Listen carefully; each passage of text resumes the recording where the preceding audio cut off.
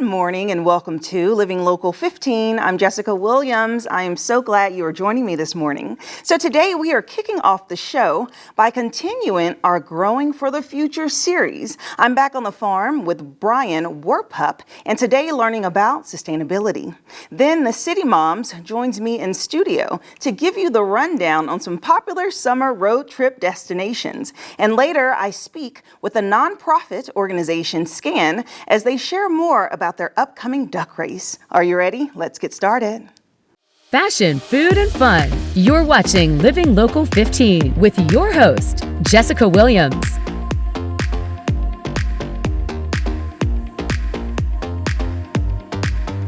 This segment sponsored by the Indiana soybean and corn farmers.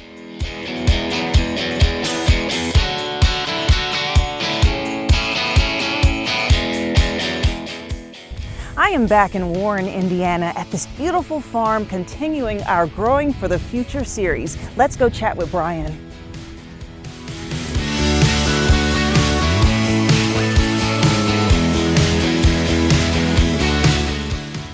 I am back with Brian Warpup with the Indiana Soybean Alliance. Hi. Hi, welcome back. Thank you. It is another windy day, but it feels so good out in nature and on the farm. And I know we have a lot to discuss today around sustainability and really taking care of the soil. But first, I wanted to give us a progress report of our corn. Sure. Yes. It's been about a month since we were out here last, and it was about 4 or 6 inches tall. Yes. And now it's about waist high once you get out there. So it's June, July, and it's growing like it should. Yes, it's been 1 month, and look at this. I mean, it's so cool just to see the step-by-step process. And so how long will it take for it to get up much higher? It's growing about 1 or 2 inches a day right now. Okay. When we get some heat, we get some 80 degrees and plenty of moisture, it'll grow. It's got all the nutrients it needs right now.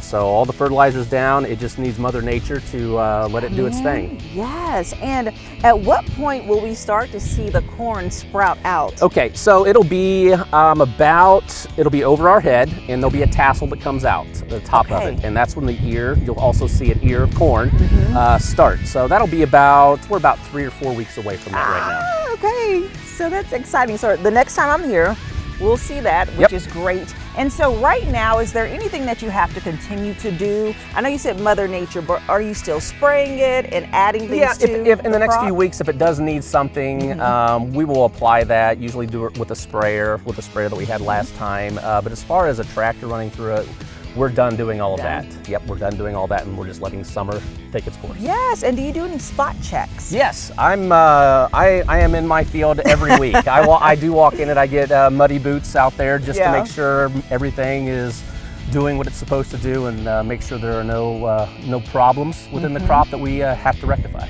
All right, wonderful. Well, let's head to the next location. All right. Let's do it.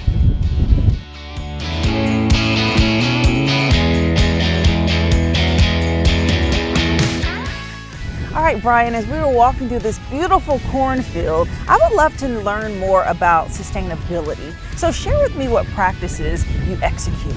Sure.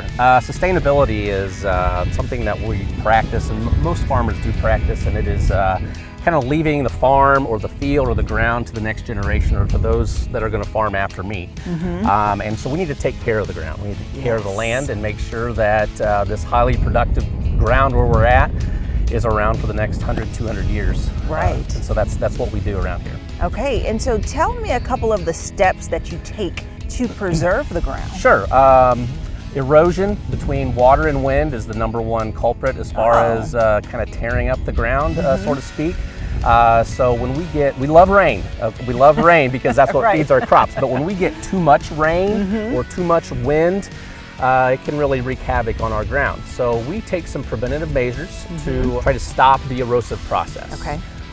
One of those is drainage tile or drainage ditches, which are below ground, so that when we get a lot of rain, the rain will soak through the ground. Okay. And if we get too much, then it goes to those drainage ditches and gets sent away. Yes, and so we're kind of standing in that dip, right? Yes. Yeah, we got a low spot here. This is called a filter strip or a grass waterway.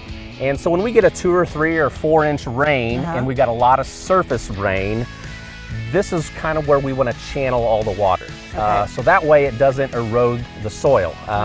If there is some soil within that rainwater, it gets trapped in this grass waterway and doesn't go onto the river. Yes, and so when you say erode the soil, are you saying that when the water sits on it with the mixed soil and water will damage the crops? When water moves.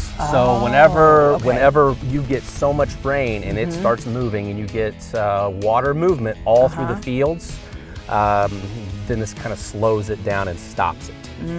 Okay. So Brian, share with me about the ways that you take care of the soil and the water. A lot of it is the tillage practices. So if we don't plow the field, which my great-grandparents plowed the field, and what that means is turning the soil over. We no longer do that because that exposes all that soil to Mother Nature and the elements that she gives us. So by doing certain other tillage practices or minimum tillage practices, it kind of keeps everything intact so that if we do get a weather event, everything kind of stays where it needs to stay. And through your sustainability, so we've talked about pretty much the conservation of water, but I find it interesting how you use this dip and you can actually share water across fields. Can you explain that some? Yeah, so we have a road. I mean, there are roads all over the county, and so that road is built up, so it holds back water in certain spots and others. So this waterway here that we see actually goes across the road to the next field. So the water that's on that side will end up on this side, and we filter it out through this filter strip so the soil stays in this field. And so with the soil, what happens once the water dries? Will the soil just go back to the land, or does it destroy the grass? Nope. After several years, 10 or 20 years, we will have to redo all of this because there's so much soil that builds up. Yeah, that's what I'm like, where does the soil go? Yep. And so, but the point of it is it does not affect the crops over here. It does not affect the crops anywhere else, and it does not affect the crops, we'll say, downstream. Yes. Also. As it goes. And this is just such a beautiful view. I mean, it's not a bad job, right? Working out in the field on a beautiful day. I love working out in the country. I love this. Yes, it's so great. And I know that throughout this process, I'm curious, if you do not take the steps for sustainability, what happens? What are the poor outcomes? Well, the poor outcomes is, like I said, we're here to produce food. Yeah. I mean, the food that every American eats and around the world, a lot of it comes from the United States and comes from where we're located right here. And so we want to keep that that supply ready. Yeah. And so if we let things kind of go to the wayside, then our yield goes down and everything kind of goes down. And we always want to take care of things. I mean, I want to be a good steward to my land, to anything, so that the next generation that comes after me is proud to farm what they farm. Yeah, absolutely. And speaking of that, you are fourth generation. That's correct. And so each time you come out and think about ways to improve and develop and innovate your crops, how do you take that process? Well, and I've said it before, I do things different than my dad, and my dad did things different than my grandpa. And so we learn as time goes on how to do things better. And we have to be, as farmers here, we have to do more with less fertilizer, less water, less nutrients, less everything. But we got to keep on top of our game and produce a good crop so we can feed the world. Yes, and why is it less? Why is it less fertilizer? Because of the technology and the research that has been done. Yeah. We don't over-apply things like previous generations did. And so if you don't need to put that out there, why do we need to put that out there? Okay. So we kind of spoon feed the crop and don't just kind of cast a wide blanket over it and treat everything the same. Right, I love that. It's not overindulging, and I feel Correct. that we learn that within ourselves in the way that we eat and learning nutritional practices. It applies to plants as just well. as the plants, Yes, just like us. Yep. That's awesome. And can you just share how technology really is infused into what you do every day? Sure. So we use a lot of GPS, global positioning system, on this farm. And so when we're applying fertilizer, we don't want to over-apply fertilizer. So what we do is we take soil tests throughout all of our fields. And there's a GPS location on that. So then when we go apply the fertilizer or whatever it is that we're applying, it puts on the right amount. So it doesn't under-apply, it doesn't over-apply. Yeah. So it's kind of like when you take a blood test. You know what you need or what you don't need. The crop is the same way. Okay. Awesome. Well, thank you so much, Brian, for sharing new information with us. It's so fascinating learning about the farm. And then I cannot wait to see the growth sure. of the corn Next crops. time will be really fun because you'll see the corn. Yes, absolutely. And if you would like more information about the Indiana Soybean Alliance, we'll have their website listed below, and we'll be right back. This segment sponsored by the Indiana Soybean and Corn Farmers. Have an idea for the show? Want to find out how you can be a guest? Contact us at livinglocal15@wayne.com. There's plenty of summer left, and it's the perfect time to plan your next adventure. From relaxing getaways to adventurous excursions, there are endless possibilities. So today we welcome back Janine, Chief Mom Officer of the CityMoms, to highlight 2 summer trips you need to take. Hi, Janine. Hi there. Welcome back. Thank you. Yes, so we love to travel during the summertime, and I know that you have some incredible destinations to share. Yes. So what do you have first? Okay, so up first, we're talking about a spot that could be a daytime or a day trip or an overnight trip. Okay. And it's Fair Oaks Farms, which is located here in Indiana. Okay. So it's only 2.5 hours from us here in Fort Wayne. Mm-hmm. And this is kind of that perfect location for family fun in the summer. It's a sustainable farm, but then it also has a lot of family-friendly tourist kind of attraction items as well on site. Nice. So it's a fabulous spot. Went with my kids. We Mm-hmm. had a great time. One of the best things about Fair Oaks Farms, it kind of works for children that are really young, all the way up to mine who are teens and normally don't like anything. So this worked out perfectly. But what you'll find on site, interactive exhibits. They've got educational exhibits. They have great food because they are an agritourism location. Okay. It is not only a working dairy farm, they also have a pig farm on site as well. Oh. So they really want to help kind of educate families about agritourism, about the dairy industry. So you're going to find a lot of really fun things to do here. That is, and I love the road trip concept. I mean, just hopping in the car, taking a drive up, and you mentioned it could be overnight or daytime. So do they have like a little bed and breakfast offering? They have a Fairfield Inn actually on site. So big Fairfield Inn, lots of space there. Next to the Fairfield Inn is their Moveville Outdoor Adventures. So climbing wall, bouncing pillow. They have a great garden. And then they have individual experiences and adventures you can go on designated by either dairy or pig or just farming in general. And inside the pig experience itself, there is a huge ropes course. So lots of stuff to do. They will also take you on tours. The restaurants on site, my family and I voted literally the best grilled cheese we've ever had. Really? Yes, absolutely. I love that. Okay, so really good food. I mean, food is so important, so that's good to know. And I like the idea of doing something different. You know, there's fun things like going to amusement parks and traveling, to big attractions, but really the educational concept. And I'm sure kids would love to learn something new. Absolutely. Yeah. I think the tour was really fascinating to really get to see kind of some of those cows up close and learn a little bit more about how things like milking goes. It's just something that I think a lot of kids don't necessarily have a whole lot of experience with. Right. So very fun. Certainly put this on your list. Okay, so you have to tell me, do they let you milk the cows? They do not. Okay. No, but they do have an entire facility so you can actually watch it happen. They also have a completely like robot AI operated area for milking. So really fascinating to see how that works. Wow, yeah. I mean, technology is really, really is. taking over. Yeah. Okay. So that's Fair Oaks Farms. Again, they're about halfway between Indianapolis and Chicago off of 65. Great spot. Okay, that sounds great. All right, so the next spot I heard was actually voted #1 summer destination by USA Today. USA Today's my 10 goodness. Best Reader's Choice Awards, and it's Mackinac Island in Michigan. Okay. So have you ever had a chance to visit? No, I haven't even been to Michigan yet. We definitely need to put this on your list. Okay. One of our city moms just this past weekend said, I've been to Nantucket, I've been to Cape Cod, I've done Martha's Vineyard. I would go to Mackinac Island every day over all of those. So this is an island located about 5-hour drive from us in Fort Wayne. Okay. But then there's a really fun thing that happens after the end of that 5 hours. You have to take a ferry to get to the island because there are no motorized vehicles allowed on this island at all. Okay. So a you're little taking exclusive. Yes, so you're taking this ferry over, and then it's dependent on your 2 feet to get you around. So there are bikes that are available for rent. There's lots of tandems. You can walk, certainly.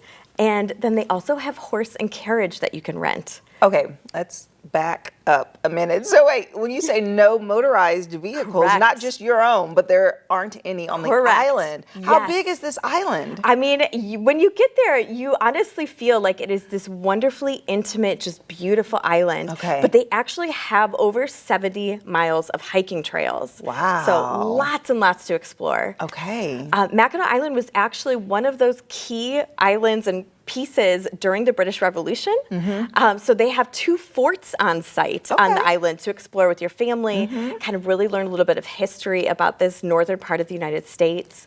And then one of the other just fabulous things about this island, it is the fudge capital of the world. Oh. So 13 different fudge shops, lots of stores to shop in, just beautiful, beautiful, beautiful. Cannot say enough good Wow. things about it. Okay, so tell me about some of the attractions. Like, can people do Yeah. things on the water since it's Yes. since it's surrounded by water? Great question. Kayaking is available. There are boat rides out to their lighthouse available for you. They have tons of hiking, obviously, that you can do. Probably one of the best spots, though, on the entire island is their Arch Rock, which is this gorgeous limestone, kind of just like centerpiece of the island that you can Okay. hike to, and it's just so much to do for the family. That's nice. So it's more so an outdoorsy place than go there and stay indoors and experience Oh, things. you can absolutely stay indoors. The Grand Hotel, which is known really well for a Hollywood hotel used in a few different films, is located on the island too. Oh. Lots to explore there. Yes. Beautiful front porch that you can just stare out at the water on. Yes. Tons to do at Mackinac Island. Picturesque. Okay, so not too far. That could be a road trip if you want a longer one. But if you hop on a plane, you say about 5 hours, probably like an hour and a half plane ride. Drive, actually, 5 hours from Yeah, Fort Wayne 5-hour drive, Yes. but an hour and a half plane ride. So people could just, You could get, Yeah. yes, you could fly into Petoskey or into Traverse City and drive over. yeah. Oh, that's awesome. Well, thank you so much, Yes, Janine, you're welcome. for sharing these 2 summer spots. Good to see you, as always. If you would like more information about the trips that were mentioned today and so much more, you can head over to the CityMoms website. They are a lifestyle blog that has so much to offer, and you can join their membership for free. We'll have their website listed below, and we'll be right back. Follow us on social media at Living Local 15. SCAN's mission is to protect children, prepare parents, and strengthen families. And their 35th annual duck race is taking place on July 29th. And here to share more is Morgan Galecki, their donor relations director. Hi. Hi, thanks for having Morgan, me. How are you? Good. I love the shirt. Thank you. First off. Thank you. Way to represent. So a duck race, this sounds so fascinating. So let's start off by you sharing a little bit about the event. Sure. So, like you said, this is our 35th year of doing it. So our duck race takes place at Promenade Park every year. Okay. We sell duck tickets to the community, and every duck ticket equals 1 plastic duck. Okay. We take all these plastic ducks, we put them in a tarp, and we drop them in the St. Mary's River, and they race to the finish line. Oh, so what propels them? Is it just the wind or the stream? It's the current. We have an Okay. airboat that's generously donated that some wind blows to in case the water's still. But for the most part, they just float down themselves. Nice. Okay. And so how many ducks do you think are on the water? We have about 15,000 or about 2 tons. Oh, Yeah. really? It's Oh, my crazy. goodness. Yeah. So I'm sure the sides are just lined up with people cheering for their ducks and all Oh, yeah. excited. It's a lot of fun, especially at Promenade Park. We always say every seat is the best seat in the house. They have that really nice amphitheater, and so it's a lot of fun for families to come watch and cheer their ducks on. Gosh, I'm sure the kids too. That has to be really exciting. Oh, yeah. It's a lot of fun. And I know this is all for a good cause. Yes. So will you share with me a bit about the ticket sales when people buy a duck to race? What does it go towards? So our tickets are $5 a duck, and there's some other deals, but $4.85 of every duck purchase goes directly back into our services. So we can continue our programs for both prevention and intervention to help strengthen families. Yes, absolutely. And the program is just such an asset to the community. So can you share more about SCAN and what all you all provide and offer? Yeah, so at SCAN we say that parenting is life's hardest job, and we're here for families no matter where they're at on their parenting journey, whether they need some help co-parenting or they need a little break from their kids, whatever, or resources, whatever it is, we're here for them. So we do everything from family counseling all the way through just if you need to give us a call and we'll help and point you to the right direction. That's great. And this event that's taking place on a Saturday, so Saturday, July 29th, and all day there's going to be other things happening as well as the Big Duck Race. So can you share more about the activities? Yes, so we'll have a trolley that's going from Main Street where SCAN is to Promenade Park, so families can have free rides. We'll also have a kids zone where there will be a lot of games, activities, inflatables. We'll have food trucks. We'll have free popcorn, face painting, water balloons, things like that. Yeah, that's exciting. And so the 35th year, wow. That is so many years of just being able to provide this to the community. Is there anything extra or different going on this year? So we're doing a little spin on it. We're doing a little bit of an 80s theme with our marketing. So it's been a lot of fun. We have these vibrant shirts that you can purchase at the Duck Race. So we're doing a little bit of a retro throwback theme. Okay, that is so awesome. And if someone wants to find out more about purchasing tickets, get their ducks in, or just really understanding the whole layout of the event, where can they go? They can go to our website. It's scanfw.org. You can purchase tickets there, but it also shows you the different sales events that we're at. So if you want to go out in the community and purchase tickets in person, you're able to do that as well. All right, awesome. Sounds exciting. Thank you so much, Morgan. Thank you for coming in and sharing more. And if you would like more information about the SCAN Duck Race, we'll be sure to have their website listed below, and I'll see you after the break. Living Local 15, proudly driven by the Kelly Automotive Group. Thank you so much for tuning in today. You can always rewatch episodes of Living Local 15 by going to WANE.com and also by downloading the WANE app. And remember, it's never too late to live your best life, so start living it today, and I look forward to seeing you here tomorrow. Bye-bye. Content segments during today's Living Local 15 were paid for by these sponsors.